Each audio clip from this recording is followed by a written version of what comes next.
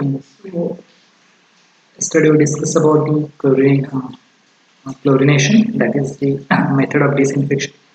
Okay, so disinfection it is nothing but the method of the killing of the bacteria, and in that basically two terms related with disinfection. One is a chlorination and one is a disinfection. So chlorination, the method, it is nothing but the addition of chlorine to the water, so that the process is called as chlorination. Because why? Because the chlorine is used as a disinfectant, so the process is called as chlorination. The sterilization, it is nothing but the process uh, in which we kill all type of bacteria, that is pathogenic bacteria as well as non-pathogenic bacteria that are going to be killed in sterilization. So mostly sterilization which is used in case of medical and hospitals to sterilize the different types of glasswares, different types of cutters. So that case they are going to use sterilize to completely disinfect that particular glass jar and material, okay, or equipment, so whatever they're going to be used for the operation and other purposes. Okay.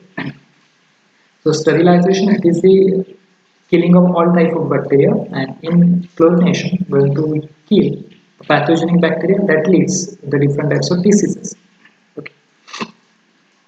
So these disinfectant having the different properties or some of the qualities that should be always present into the disinfectant. So it is effective to kill the harmful bacteria. Whatever that disinfectant, it should be harmless, it should be economical, and should be easily available. And the strength of such disinfectant should be easily determined. It should not use skilled labor for the working, and it can be used at a normal temperature also. So these are the some various qualities of good disinfectant. After that, we discuss about the different methods of disinfection. That we discuss about the boiling, to completely boil water, and you can kill the bacteria. Next, excess lime treatment. In that case, you can add lime and to kill the bacteria. Next, iodine and bromine treatment. In that case, you can add iodine and bromine pill, and also you can kill the bacteria. Ozone treatment, where the oxygen is converted, O2 is converted into O3, that is ozone, and that ozone is highly disinfectant, and that ozone gas you can use for the killing of bacteria. Just pass water through the ozone gas, and that ozone is act as a disinfectant and that kill all bacteria. Again, the UV rays, ultraviolet rays, that also one of the major disinfectant that you can use for the disinfection process, because that also contain the radiation which is very harmful to the organism and that kills the bacteria. And finally the last one it is the chlorination. So in that process we use chlorine as a disinfectant. So chlorine it is easily applied and high solubility. It available in all form, maybe gas, liquid, and solid in the powder form. Okay, and it is very toxic to the microorganism. And the solution left after the chemical reaction is harmless. Okay. Also, the result of that chlorine is long-term effect. It is cheap and very reliable. So that this chlorine is mostly used in a disinfectant of water. Okay, so this is one of the major acceptable and most acceptable method for the disinfection is the chlorination. So when going to add chlorine to the water, so different types of reactions that takes place. So in that case, the first whatever that organic matter which present that going to be oxidized by chlorine, and after that whatever that bad odor gases that also oxidized by the chlorine, and finally the remaining bacteria and organism that also going to be killed by the chlorine. So these all reaction that happen after the addition of chlorine to the water. Okay.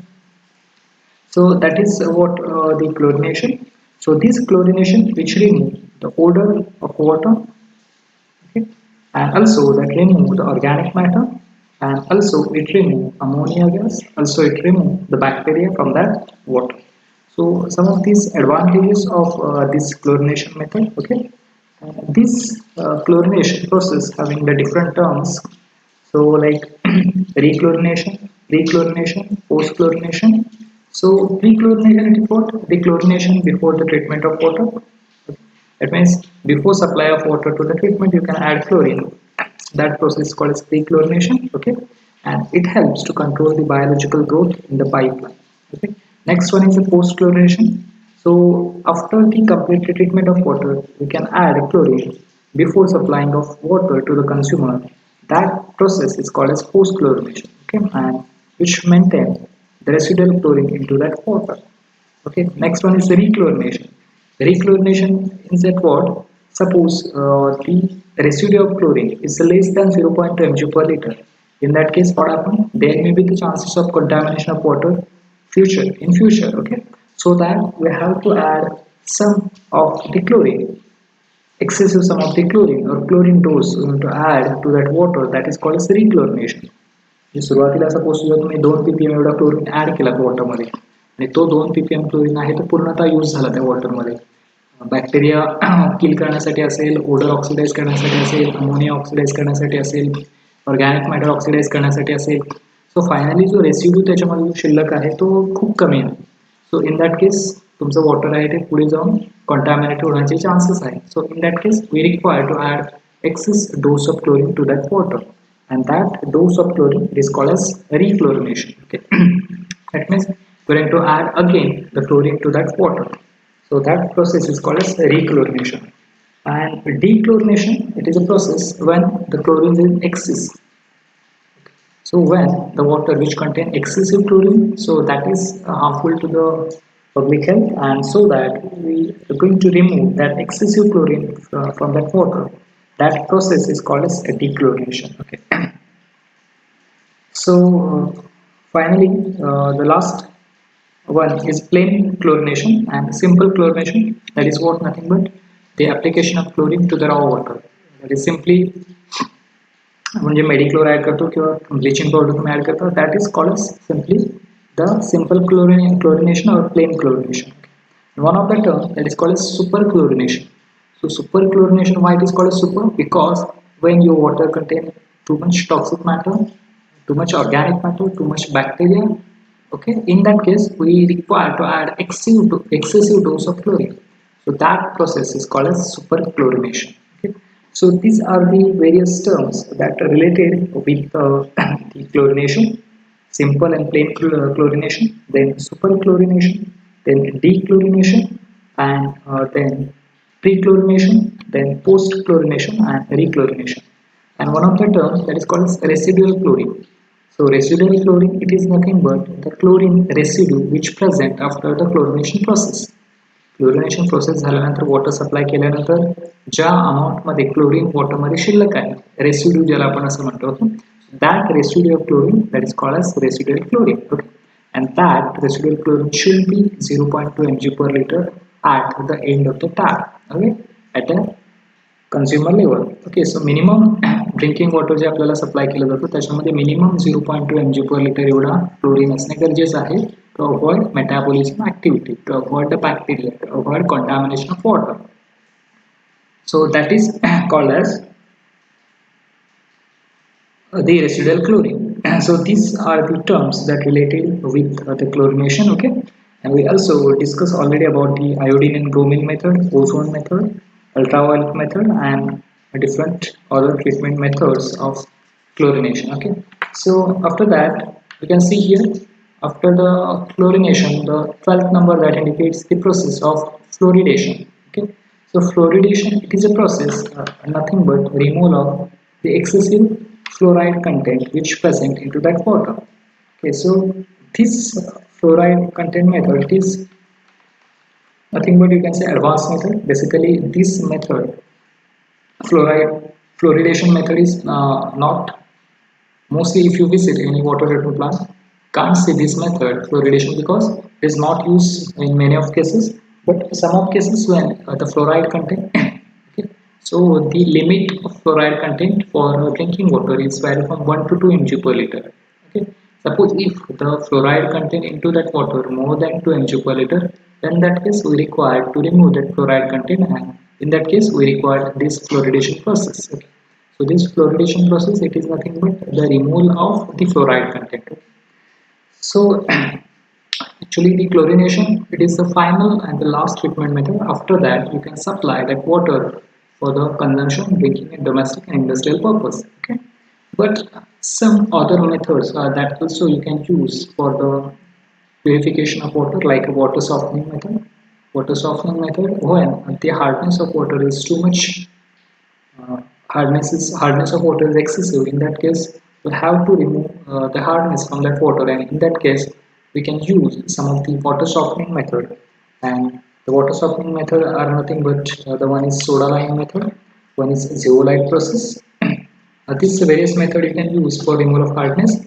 Also some other method like demineralization process. In that case you can say reverse osmosis process, and other different methods also you can use for the removal of other you can say odor and other metals that also you can remove by these different methods of treatment. That is called, you can say, advanced methods of treatment. Okay, so fluoridation for drinking water is up to 1 to 2 ppm, and it reduce the decaying and missing teeth. Okay, that means fluoride is required, but how much? In 1 to 2 ppm quantity. Okay, if the fluoride is in excess quantity, that lead fluorosis, that is decay of teeth. Okay, so this fluoride, uh, the removal of that fluoride, that process is called as nothing but the fluoridation. Okay, so what are the different methods of fluoridation? So first one is you can use activated carbon. So activated carbon produced from various material can be used for the defluoridation of water. Secondly, you can use the lime soda process. For water softening, lime soda process is used. In this process, along with the removal of manganese, excessive fluoride also removed. Okay? That means in case of soda lime process, we remove the hardness from water, but at the same time, we also remove the excessive fluoride from that water. So lime soda process, that also you can use for the defluoridation for the removal of fluoride content. Next, use of calcium phosphate.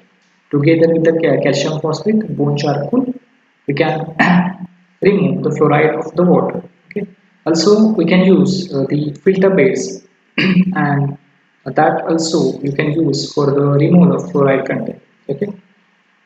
So this about the fluoridation, that is the removal of fluoride from that water.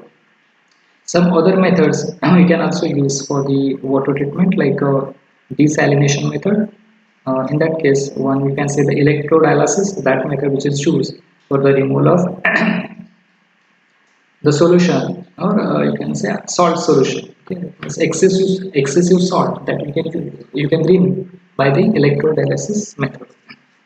So these are the some of the methods that we can use for the treatment of the water. So basically, what is the series? You can see next also.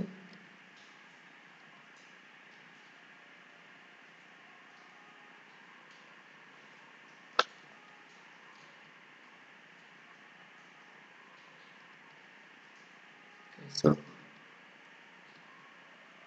so that is what the drinking water plant, that is surface water supply. In that, after that, the coagulation, that is addition of coagulant, alum and lime.